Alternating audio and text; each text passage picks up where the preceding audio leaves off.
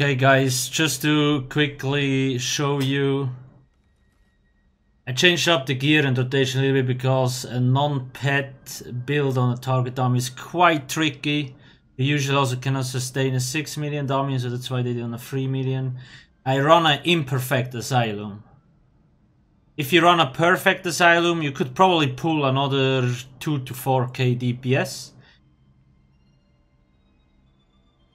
I do have a shock enchant here. In a raid environment, you should run a fire enchantment and you also should run a fire stuff. There is a lot of ways to increase the damage on a target dummy. You could also run infused stuff instead of a Nernhound, for example. Like I said, run the shock thingy here. It's a full range build. The acuity, willpower, and we have Elambris. Okay, that being said, let's just quickly take a look at the bars. I will show the bars in a second because there's a very important point I want to talk about.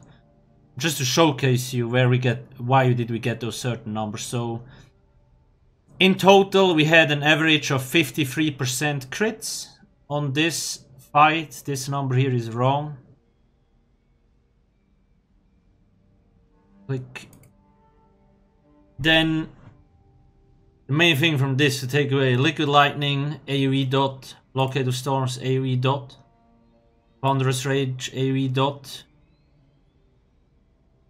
Light Attack is single target, Crystal Fragments is single target, Charged Weapon also, all the Force Pulse thingies, Burning and all that stuff.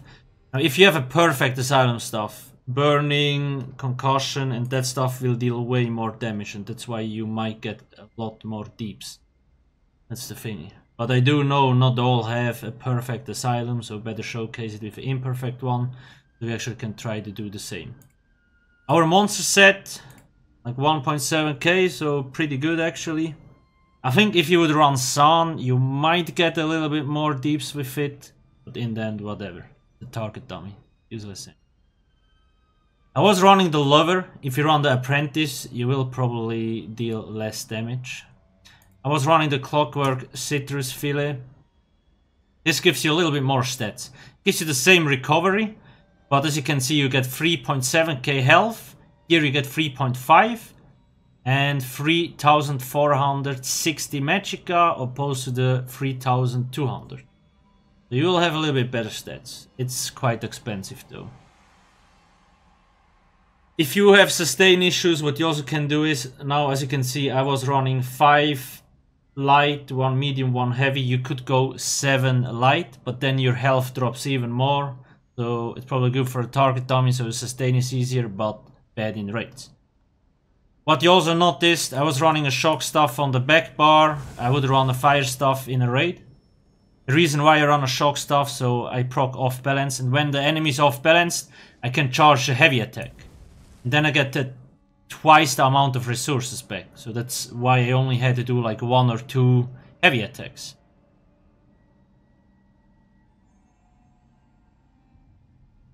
Then very important. Now, as you can see, this is what most people forget. Ancient Knowledge. Flame Staff increases your damage done with single target abilities by 8%. Lightning Staff, AoE abilities by 8%. So here we have the Force Pulse. Here we have Blockade and the ulti. So we get 8% on the front bar. And because we have so much direct damage, like Force Pulse, Crystal Fragments, all the status effect procs, it's better to use Fire Front stuff. But that only counts for the non-pet build. If you're a full pet build, like I did a Pars a while ago on a 6 million dummy, you want to run double shock. Just keep that in mind. And obviously also the light attacks hit really hard. You really need to learn to weave light attacks. The number one reason why you have lower deeps than most other players is because you're not doing light attacks enough. That's the main problem. Well, also rotation and all that stuff. Now, why did I change the rotation? Usually I have it set like this. I think it's better in a raid, because you simply can apply it here, but I might actually change it because it probably will stay like this. The thing is with the Asylum stuff, the problem this stuff has, when you weapon cancel the force pulls, you will not get the Asylum buff. So when I do this, it counts as 1, 2, 3, and all 3 like effects proc, as you can see at the number. And when I do the same again, but I weapon swap, 1, 2, did you see it didn't apply? So that's one very big reason why most people lose a lot of DPS, because they do not know this. It's the same with the Maelstrom bow. If you weapon swap before the ability hits the target, it will not apply the effect. I will do a separate video on that very soon, because I think it's one of the bigger issues. That hasn't been the case always, but since those ability altering weapons changed to a set bonus, it changed. That's the thing. Before, like a Maelstrom stuff and that stuff was enchantment proc, then it didn't matter. Yeah. Another thing, blockade of shock, or any blockade. It also seems that a lot of people don't seem to know that. Most people think the stuff is useless on the back bar, but it's not true. The effect stays active, even on the front bar. I will probably also do a separate video on that at some point. Those are all small things that can increase or decrease, whether you know it or not, your DPS quite a lot. Okay, I think I more or less explained anything. Just keep in mind, you really need to make sure you have medicinal use. You want to have pots to run this. Did those one here. Magicka Sorcery, Prophecy and Restore Magicka. When you look at this here, compared to this. They are expensive, yes. But they hold 47 seconds. Those here hold 28 seconds.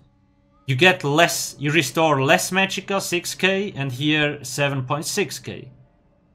And it restores for longer, it increases your Magicka recovery. And for us, this is very important, because as you can see, we see that 1.47k. I am not a vampire. If you're a vampire, you could get another 10% Magicka recovery to increase your sustain again. That's more or less it about this setup. Again, it's really disadvantageous on a target dummy to play with this setup. If you practice enough, you can easily pull 40k plus. If you have a perfect Asylum, you can even hit 43, 44k if you really need to. Oh, that is on a 3 million. 6 million, I have no clue, to be honest, about this setup. Anyway, I think I talked enough. Thanks for watching. I do hope the video was useful. I will soon do some videos about those ability altering weapons, because a lot of DPS depends on those. Anyway, thanks for watching and have a nice day. Cheers.